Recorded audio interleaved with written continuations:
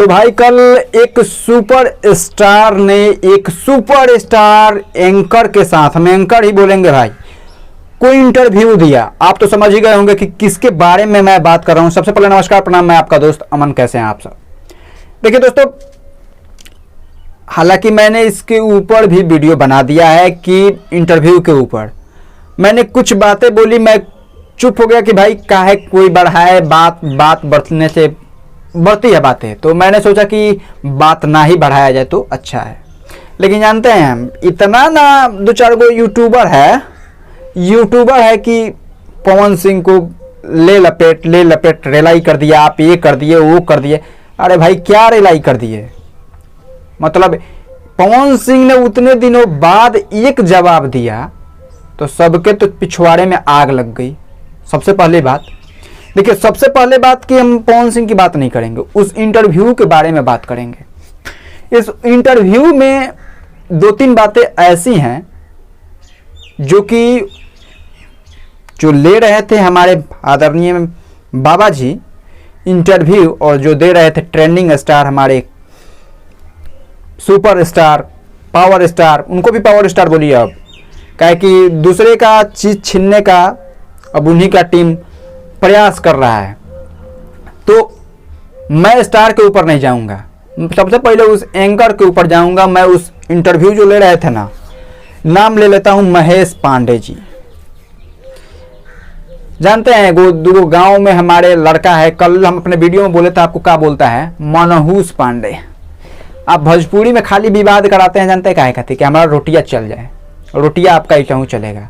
आप एक सवाल किए हैं, आपके भोजपुरी इंडस्ट्री में यही होता है, आपके भोजपुरी इंडस्ट्री में ही होता है, आपके भोजपुरी इंडस्ट्री में होता।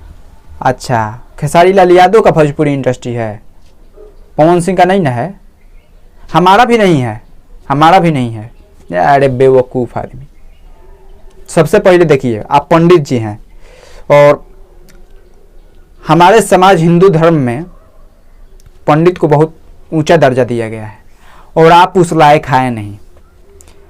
आप जो खोद के पूछ रहे थे, वो खोद के बता रहे थे, उससे किसी को फर्क पड़ेगा नहीं। सबसे पहली बात, आप बोले कि आप उन्हीं यूट्यूबर को बुलाकर सम्मान देते हैं जो हमें गाली देते हैं। ना भैया, ऐसा बात नहीं है। आप ही आकर लाइव बोले थे कि किसी के मौसी का, किसी के, याद होगा ना आपको। उसके बाद आपके ऊपर वीडियो सब कोई बनाना बंद कर दिया। सब कोई आपके पक्ष से विपक्ष में चला गया। आपके पक्ष में भी वीडियो बनाया, जाकर देख सकते हैं मेरे भी चैनल पर और दूसरे के भी चैनल पे। लेकिन जब आकर आप ही यूट्यूबरों को गाली दीजिएगा तो कैसे चलेगा? मगहिया जवान को लेकर आपने बोला, तो भाई ऐसा कोई बात नहीं है कि वो पवन सिंह को गाली नहीं दिए हैं। वो लोग भी पवन सिंह को गाली दिए हैं, वो भी पवन सिंह को लज्जित किए हैं, लेकिन पवन सिंह अपने आप में सुधार लाए, तब न वहां खड़ा है। दूध वाली बात आपने फिर उकसा दिया, जबकि अनुपमा यादव ने खुद, जिसके ऊपर कमेंट किया गया था, वो आकर जब खुद बोल रही हैं कि वो पवन सिंह का कहने का मतलब कुछ और था, लोगों ने कुछ और ले लिया। वो हालांकि बोली भी कि इसको अब बंद कर दिया जाए, लेकिन आपका टीम बंद करे तब ना। काहे कि आपका तो गाना अब चल नहीं रहा है, और ना चलने का सबसे बड़ा कारण यही है, विवाद। तो आप विवाद ना ही करें तो बेहतर है। एक दो बात और बुरी लगी, लेकिन देखिए, इस पर ज़्यादा बात करेंगे तो मतलब खुदते बहुत अंदर तक चले जाएंगे। सुरंग नहीं बनाना है, भोजपुरी को एक साफ सुथरी फिल्म बनानी है। और आप इंटरव्यू दीजिए ना, तो सबसे पहले का तो एक बात बता देते हैं कि सुपर स्टार हमेशा इंटरव्यू नहीं देते हैं। बात फैक्ट है।